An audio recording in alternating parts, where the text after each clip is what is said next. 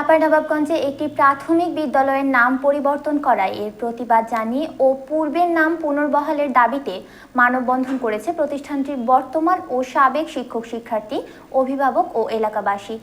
বুধবার বেলা 11টায় সদর উপজেলার গোবরাতলা সরকারি প্রাথমিক বিদ্যালয়ের সামনে এই মানববন্ধনের আয়োজন করে সাবেক শিক্ষার্থী ও অভিভাবকরা।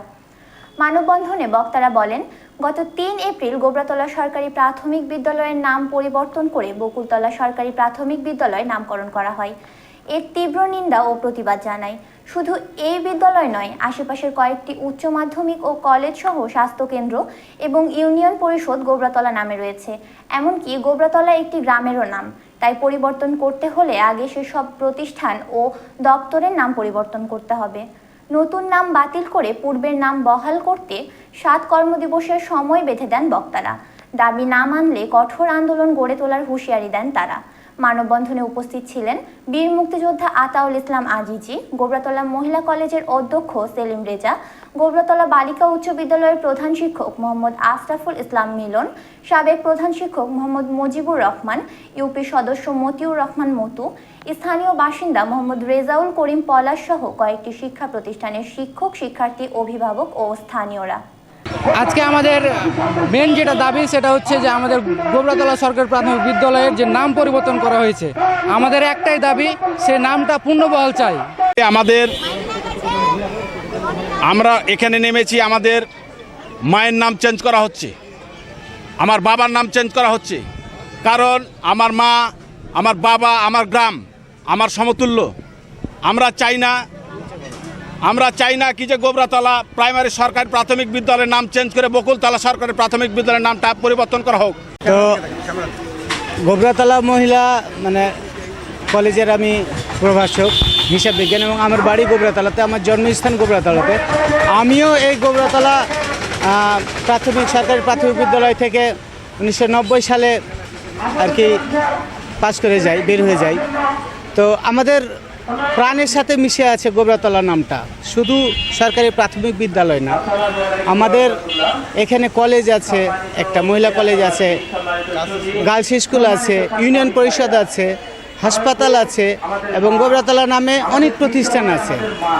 প্রথমত আমাদের যে সমস্যাটা হবে, যদি নাম চেঞ্জ হয়ে যায় তাহলে আমাদের জমি জমা, খাজনা খারিজ এগুলোতে একটা ইফেক্ট পড়বে, আমাদের সার্টিফিকেটগুলোতে একটা ইফেক্ট পড়বে। তা আমরা চাই না যে এটা চেঞ্জ করে বকুলতলা করা হোক। আমরা গোবরাতলাবাসীর দাবি, আমাদের সকলের দাবি, এটা যেন আমরা পূর্বের নাম গোবরাতলা সরকারি প্রাথমিক বিদ্যালয় করার জন্য যারা সংশ্লিষ্ট আছেন বা আমাদের গোবরাতলাতে যারা সিনিয়র লোকজন আছেন তাদেরকে বলতেছি একটা পদক্ষেপ নেওয়া হোক এবং গোবরাতলা নামেই আমরা যেন আবার সরকারি প্রাথমিক বিদ্যালয়টার নাম আমরা করতে পারি। এই জন্য আমি এই জন্য আমি সকলকে জোর দাবি জানাচ্ছি।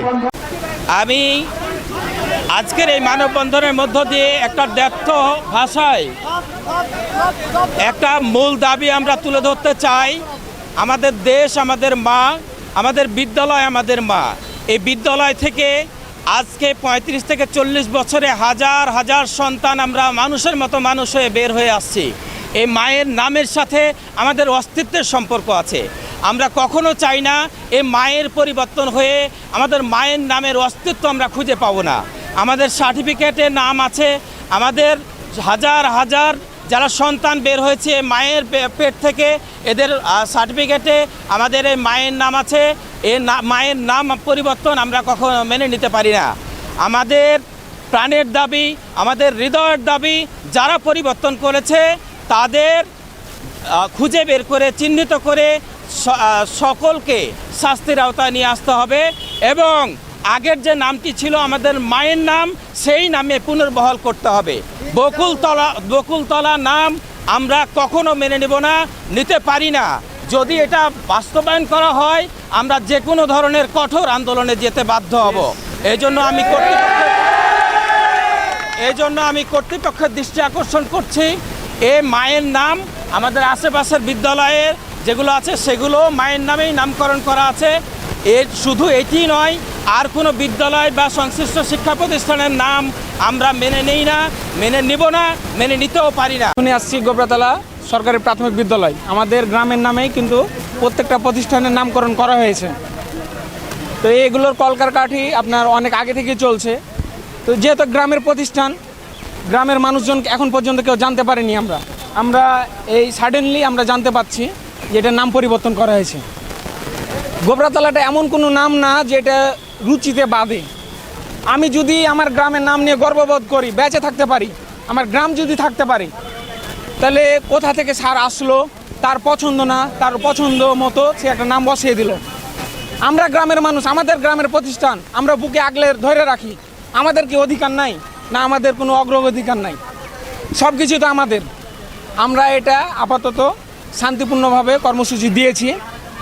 আমরা আশা করছি এটা ওপর মহলে যাবে, এটা সুষ্ঠু সমাধান এবং পুনরায় গোবরাতলা নামই দেওয়া লাগবে বকুলতলা বাতিল করে। যদি না হয় পরবর্তী সময়ে আমরা আরও কঠোর পদক্ষেপ এবং কঠোর কর্মসূচি আমরা দিব। গ্রামবাসীকে বা আমাদের স্কুলে প্রতিষ্ঠানের কোনো শিক্ষক মহোদয় আমাদের গ্রামবাসীকে এটা জানায়নি।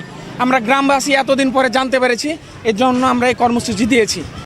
তারা জন্মগ্রহণ করেছে গোবরাতলা গ্রামে, তারা লেখাপড়া হয়েছে, মানুষ হয়েছে, তাদের শৈশব কৈশোর যৌবন বৃদ্ধ বয়সে পার হয়েছে। তাছাড়া যাদের ছেলে মেয়েগুলো যে লেখাপড়া করেছে তাদের তো ব্যাপার স্যাপারগুলো, তাদের সার্টিফিকেটও আছে যে গোবরাতলা সরকারি প্রাথমিক বিদ্যালয়, তারপরে তার জমি রেজিস্ট্রি করতে যায় সর্বক্ষেত্রেই। তাহলে একটা মানুষের একটা পরিবর্তন হয়ে যাবে হঠাৎ করে, এটা তো কখনো কাম করা যায় না।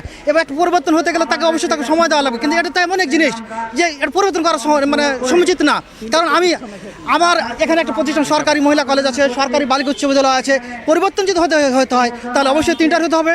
নাহলে কেন একটার জন্য পরিবর্তন হয়? এটা একটা কেমন একটা দৃষ্টিবোধ হয়ে যায় না? এটা একটা বিমাতাসুলভ আচরণ হয়ে যায় না? যদিও তাহলে হতে গেলে সবার জন্য হতে হবে।